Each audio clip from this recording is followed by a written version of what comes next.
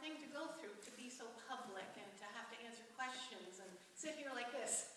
But I'm going to end with a little story from our little town of Albany. There was an older couple named Roland and Ruth Lawrence who lived in our town, and Roland was a legislator back when my husband was in high school.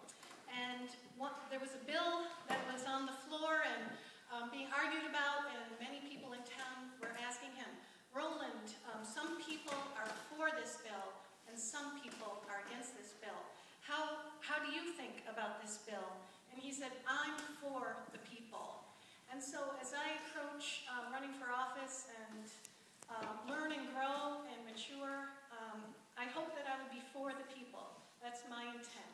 And I just want to say thank you for this time. Thank you to Jethro. He's doing a fantastic job, by the way, in the Chamber of Commerce. I was so enlightened and inspired by him the other night at the Chamber dinner. And it's people like Jethro and his family who are part of the backbone of our community who I would love to represent. So thank you all. I also would like to thank the Chamber of Commerce for putting this on. And for me, it's been a really great learning experience going door to door. I just learned so much by talking to people who are part of the state employee system who say we've got really good ideas for getting our budget down. And I think it's time to really listen to what some of the employees have to say. Also, I found a lot of really sad cases. I was doing door knocking at a trailer in Sheffield. And the person's food stamps were held up because he was honest and talked about changes in his family size. And basically, he was out of food. So luckily, I have connections, with the food bank, and went down and made arrangements to have food delivered to him. But there's some people out there who are really struggling. And I just consider it a privilege to be able to really go out and try to knock on as many doors as I possibly can and understand what problems people are having and trying to connect them, with the right sources for fixing them.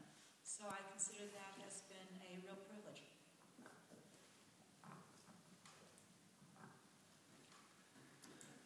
Well, like I said earlier, my family has been farming in this area for 5 generations, and I would really like to do whatever I can to see farming continue in this area and see us be able to diversify farming and find more agricultural opportunities. My background is in technology, and I think we have the opportunity to grow some really good tech businesses around here. I think Jethro's place is a great example. I worked there before. But we need some economic opportunities for young people in this area, and this is something that we could do. We're in a great position in Vermont because we have the opportunity to jump over the industrial area and move from an agrarian society to a technological society without having to do all the cleanup from all the industry. And I'd really like to work to bridge us into that 21st century economy. I also want to be really supportive of our public schools. I went to these schools. I believe in these schools. I believe that these schools can turn out really smart, successful kids who will be happy to work in this area and support us as we continue to gray, I suppose. And we talk about bringing youth back into this area, but I think it's really important for us to have a voice for young people to really broaden that discussion as opposed to just retirees down there. And I'd just say, vote young on November 2nd. I'd also like to say thank you to Darcy for coming here on her 30th birthday. And unfortunately, she was born during campaign season and has to go to campaign events. And I thank you for your patience.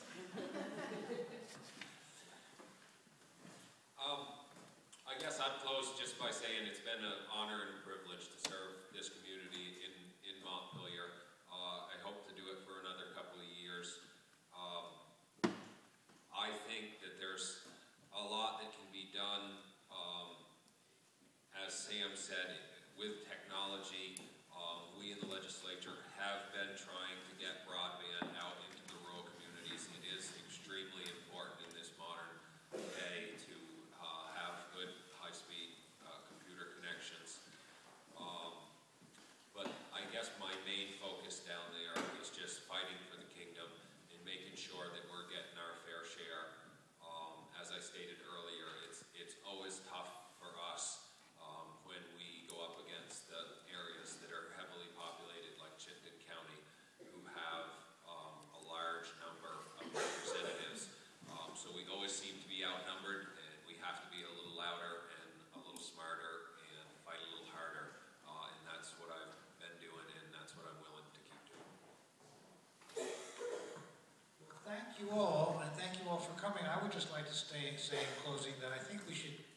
this tape and send copies of it to the Democratic and Republican House and Senate campaign committees in Washington and to the 2 gubernatorial candidates in Vermont to prove that despite what you think, you can have a civilized, polite, political debate in 2010 somewhere in the United States of America.